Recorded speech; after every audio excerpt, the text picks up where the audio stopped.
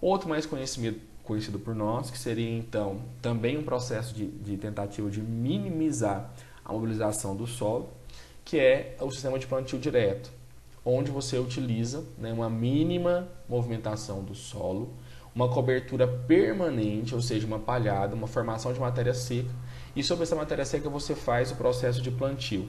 Qual que é a diferença do sistema de plantio direto com o outro sistema de plantio? Porque neste aqui você não está fazendo um revolvimento ou mexendo nesse solo, você vai somente fazer as operações e plantar sobre ele, né?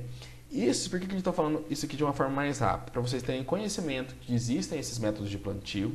Esses métodos de plantio eles vão nos acompanhar a nossa vida inteira. E nós vamos ouvir muito falar deles, principalmente o sistema de plantio direto, e quais são os benefícios que esse sistema de plantio tem trazido, como as melhorias da fertilidade do solo, da qualidade química, física e também a qualidade biológica do solo, que na maioria das outras atividades elas são destruídas, e a questão dos maquinários que são utilizados, como por exemplo o arado, o disco, tudo mais, vocês veem uma disciplina específica para esta finalidade. Por isso nós não vamos abranger isso aqui, mas eu quero que vocês tenham conhecimento que existem essas técnicas que nós utilizamos para fazer o plantio, tanto do plantio de algodão, como também o plantio de outras culturas. As plantas de coberturas que são utilizadas para essa finalidade, elas devem ser de ter algumas características para trazer benefício para cultivar, para a cultura. Dentre elas, devem ser de fácil estabelecimento, ter uma rapidez, não serem tão assim, de uma certa forma, possuir determinadas exigências que tornam o sistema como um todo não mais provável, mais insaturado, uma rápida taxa de crescimento, né, e uma grande quantidade de matéria seca produzida, e deve ter pelo menos cobrir 50% da solo ou produzir uma grande quantidade de matéria seca.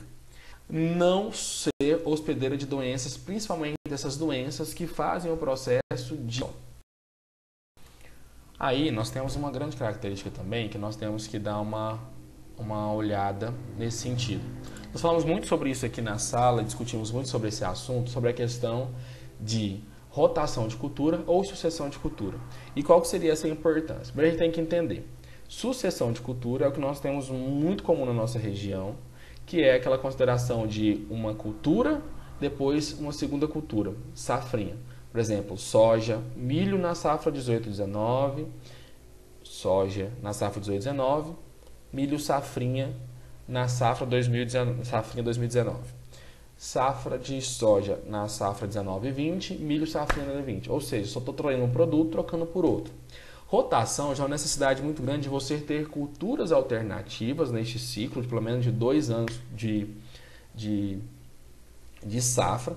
E tem como importância, primeiramente, a manutenção da biodiversidade, porque você vai estar tendo plantas de raízes, com plantas que têm diferentes maneiras de se comportar diante do solo, plantas que possuem diferentes reações perante as pragas que estão incidindo sobre a minha lavoura e possuem também um alto potencial produtivo. Ainda são pouco praticadas porque às vezes você vai ter que dar, por exemplo, um processo de rotação. Num determinado ano nós poderíamos utilizar como safra aqui o processo de soja normal, depois nós utilizarmos como pastagem, como por exemplo braquiária, depois utilizarmos no outro ano safra de milho, depois braquiária, no outro ano utilizarmos safra de algodão. Nisso nós estaríamos fazendo um processo de rotação. E o que nós fazemos constantemente? Soja, milho, soja, milho, soja, milho, soja, milho. O que é isso? Sucessão e não um processo completo de rotação. Uma situação também importante que nós temos que ter dentro dos tratos culturais seria, de certa maneira, a utilização de tratamento de semente. O que o tratamento de semente ele visa? O tratamento de semente ele visa, de uma certa forma, proteger inicialmente a semente de um ataque de patógenos que estão no solo e que, de uma certa maneira, vão impedir a uniformidade desta lavoura, ou de uma outra maneira podem levar até a morte propriamente dita dessa plântula, né, que vão ali de certa forma emergir, porque ela acaba se alimentando. E isso podem ser tantos pragas, como propriamente insetos, ou até mesmo fungos e bactérias que estão presentes no solo e vão causar isso daí. Para que a gente faça isso, nós temos o tratamento de semente que visa de uma certa forma, então, durante esse momento, proteger a planta para que ela tenha um arranque inicial ali, principalmente quando ela ainda está dependendo das reservas nutritivas. Este tratamento de semente não garante, por exemplo, a proteção dessa planta até o final da cultura, mas sim até o seu estabelecimento ali após um pouco período logo após a emergência. Depois disso, a planta, esse tratamento, ele não visa aí e não tem como finalidade ou ação este trabalho. Nós temos aí a questão de utilização de fungicidas. Vocês podem entrar naquele link, naquele site do AgroLink Fit. Vocês vão encontrar aí tratamentos de sementes utilizados para a cultura do algodão, assim como outras culturas. E isso é grande importante para esse processo de proteção.